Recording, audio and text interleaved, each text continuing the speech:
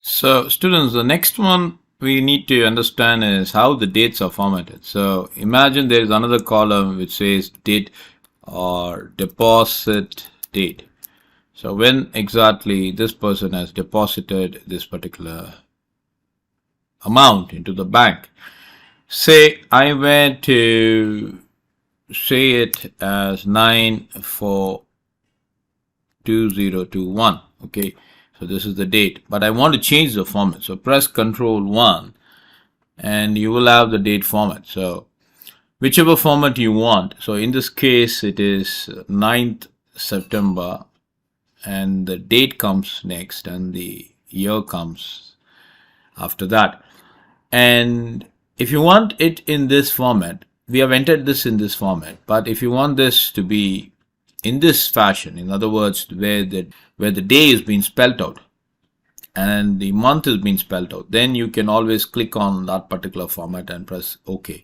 Now we are getting channeled because the box is too small, the column is too small, the cell is too small. So just stretch it.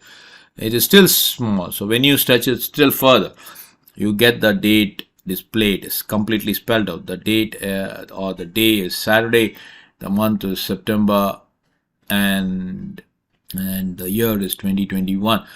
And you're not happy if you're not happy still further, so press Control 1. You want to change the format, so you just simply want the month along with the year. So press this particular option and press OK. So it just says 4th of September. You can similarly change it again. Say you're not happy with that. Similarly, you can simply use this format. This will give the entire date in this fashion. So you press OK. It gives us 4th of September 2021. And this is the way in which we would format the date. So you're not happy still, you can explore other options. So let us try this option. So it's going to be March 14, 2021.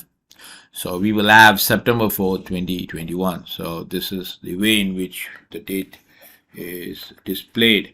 So this is a very important format, date format. Say the next one is time of deposit. So if I were to say time of deposit, I want to record that time also. So let me stretch this. So the time of deposit being say 9:47.